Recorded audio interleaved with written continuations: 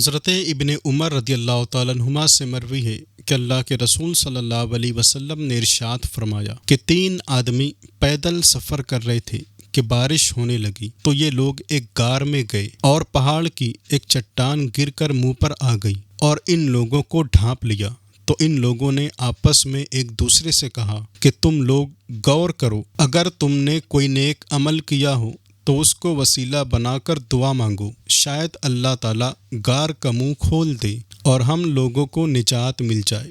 تو ان میں سے ایک نے یہ کہا، اے اللہ، میرے ماں باپ بہت بوڑھے تھے اور میرے چھوٹے چھوٹے چند بچے بھی تھے، اور میں دن بھر مویشی چراتا تھا، اور جب شام کو گھر لوٹتا اور دودھ دوتا تو اپنے ماں باپ کو اپنے بچوں سے پہلے پلاتا تھا۔ ایک دن مجھے گھر آنے میں کچھ دیر ہو گئی اور رات کو آیا تو میرے والدین سو گئے تھے، تو میں دودھ لے کر ان دونوں کے سراہنے کھڑا ہو گیا اور ان دونوں کو جگانا پسند نہ کیا، اور میرے بچے بھوک سے بلک بلک کر میرے قدموں پر لوٹتے رہے، مگر میں نے ماں باپ سے پہلے ان کو دودھ پلانا گوارا نہیں کیا، یہاں تک کہ صبح ہو گئی۔ تو اے اللہ، اگر میں نے یہ عمل تیری رضا کے لیے کیا ہو تو ہمارے لیے غار کے منہ کو کھول دے کہ ہم آسمان کو دیکھنے لگے۔ تو اللہ تعالیٰ نے ان کے لیے غار کا منہ اتنا کھول دیا کہ ان کو آسمان دکھائی دینے لگا۔ دوسرے آدمی نے یوں دعا مانگی کہ اے اللہ، تجھ کو معلوم ہے کہ میں اپنے چچا کی لڑکی سے محبت کرتا تھا، ایسی محبت جو مردوں کو عورتوں سے ہوا کرتی ہے، تو میں اس سے اس کی ذات کا طلبگار ہوا۔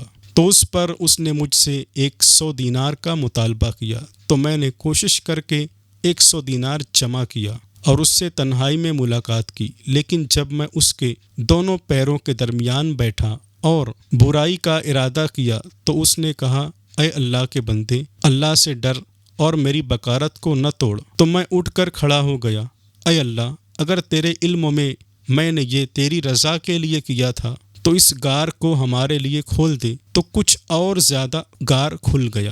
تیسرے آدمی نے اس طرح دعا مانگی کہ اے اللہ، میں نے ایک مزدور رکھا تھا اور 16 رطل مزدوری ٹھہرائی تھی، اس نے جب اپنا کام پورا کر لیا تو مجھ سے اپنا حق طلب کیا، تو میں نے اس کی مزدوری پیش کر دی، مگر وہ اس کو چھوڑ کر کہیں چلا گیا۔ تو میں نے اس غلے کو کاشت کرنا شروع کر دیا، یہاں تک کہ میں نے اس کی پیداوار سے ایک گائے اور اس کا چرواہا خریدا۔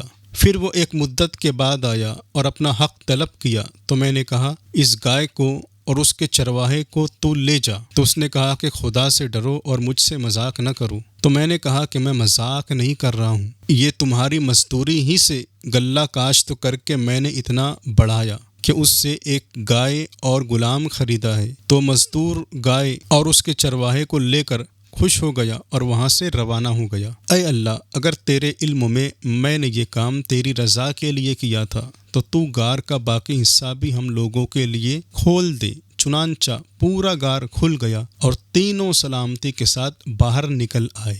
دوستوں، اس سے پتہ چلا کہ ہمیں چاہیے کہ ہم ہمیشہ نیک کام کریں، چونکہ نیک کام ہی دنیا اور آخرت کی کامیابی کا سبب ہوتا ہے۔ عمل سے زندگی بنتی ہے، جنت بھی جہنم بھی۔ یہ خاکی اپنی فطرت میں نہ نوری ہے نہ ناری ہے۔